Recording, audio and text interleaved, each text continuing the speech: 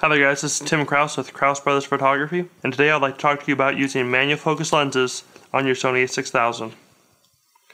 First off, some tips on using actual manual focus on your Sony a6000. Make sure your focus peaking is on.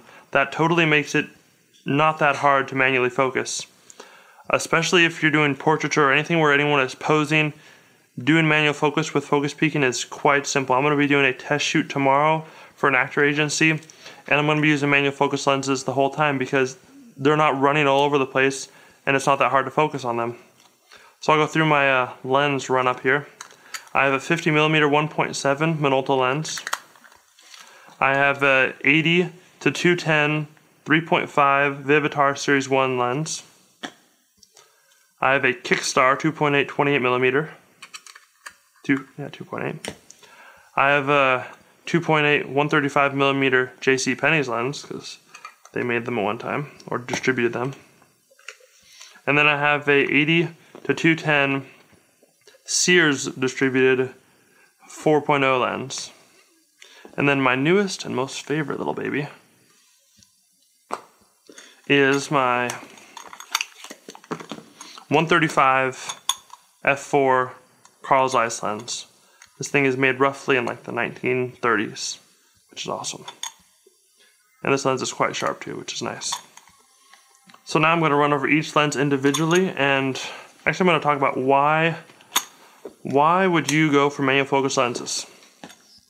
Well, the long and short of it is they're very sharp. Chromatic aberration can be a little bit annoying, but you could fix that in Lightroom. But the main reasons why I went with them is because they're inexpensive. This lens, right here, it's like 25 bucks.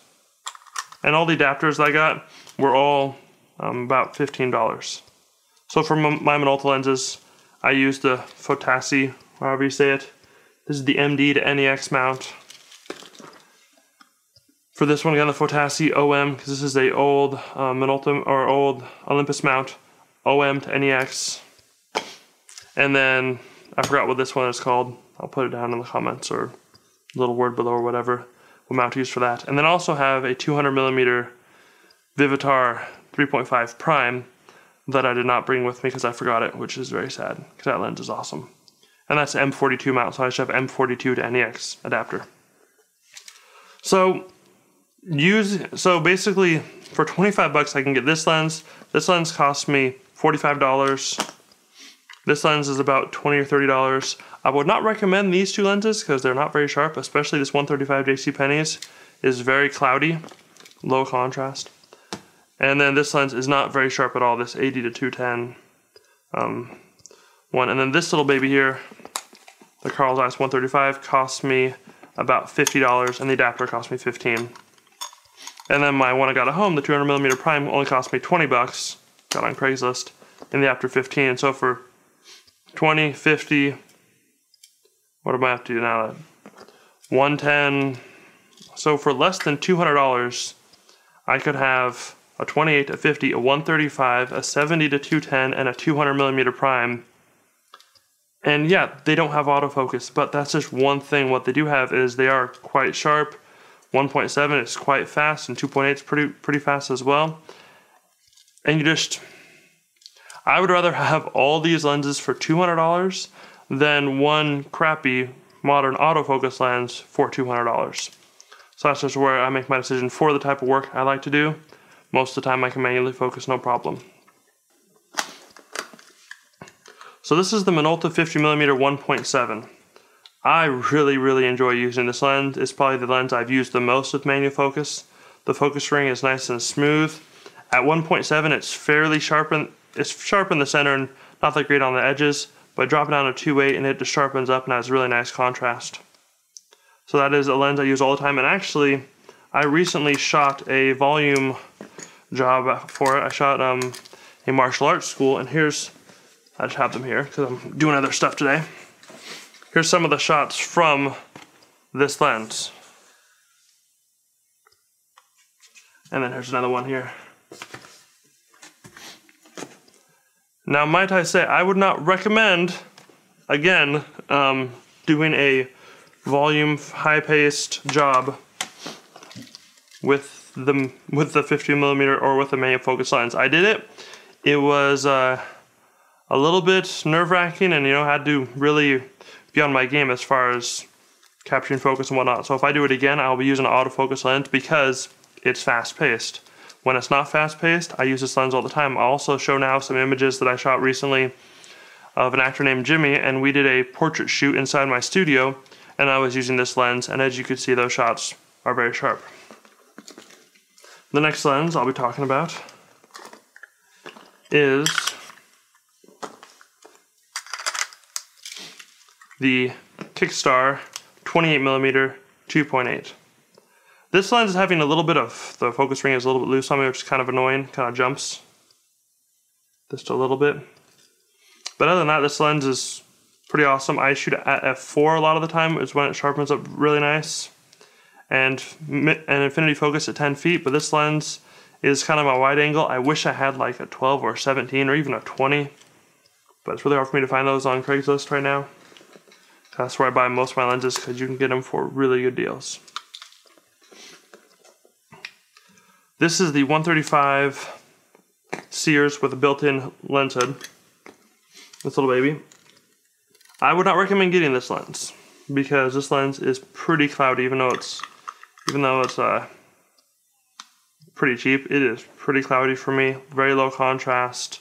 Sharpness isn't that good. Even when you drop down to f4, 5, 6, it's really not that good.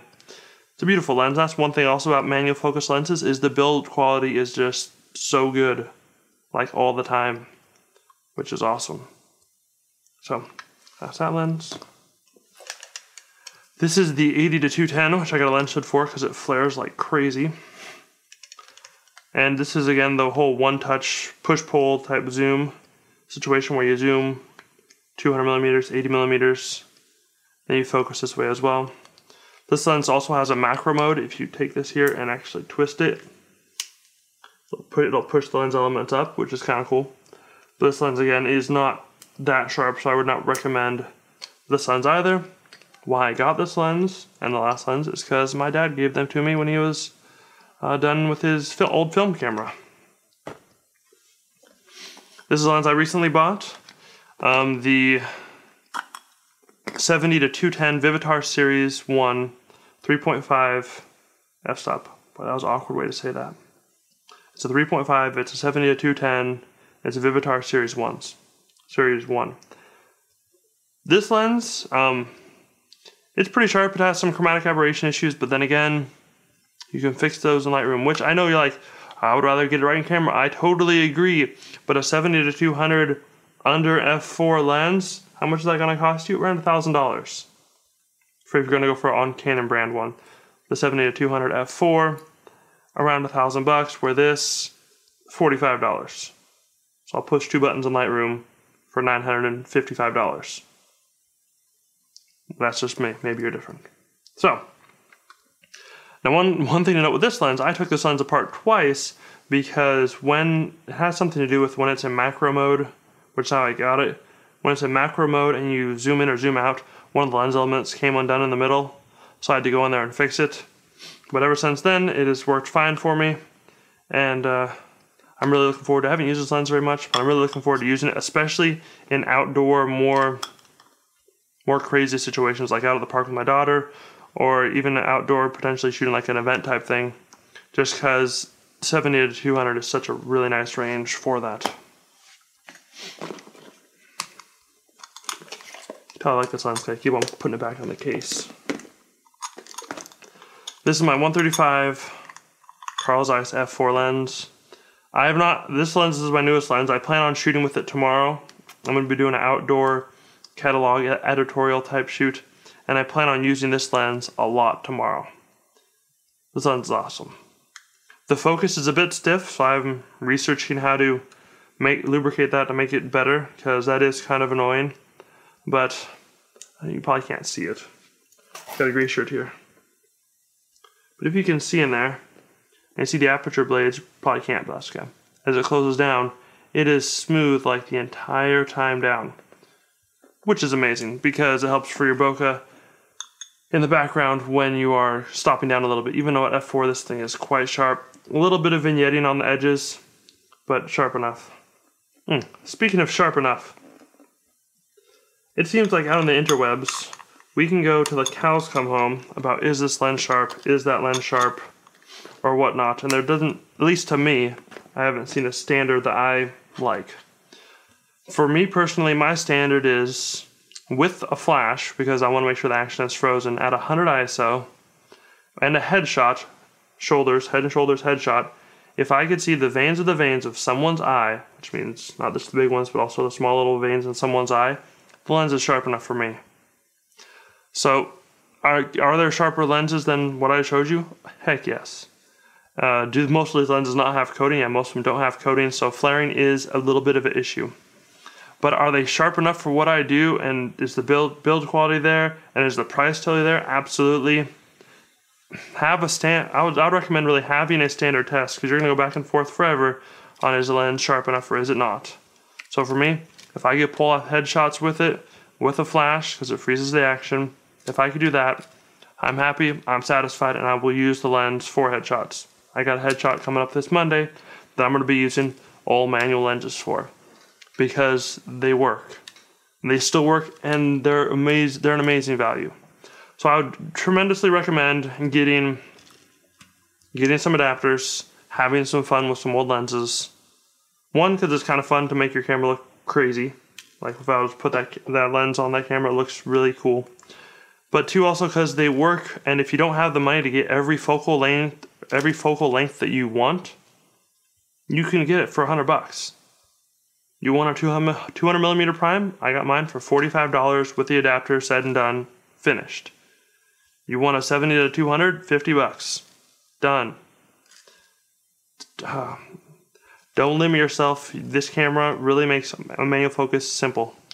I'm going around in circles, but it's because I really believe in this. And yeah, eventually we'll get autofocus lenses. Yes, eventually. But right now, I don't have the money for it, so I'm not going to spend a bunch of money on my credit card to get a bunch of lenses before I have to. Now, if you're a sports photographer, you might have to do that. I'm not a sports photographer, so take that. Or whatever. So anyways, this is Tim with Krause Brothers Photography. Signing off. Go out and buy some old glass and have some fun. Have a good one. Bye.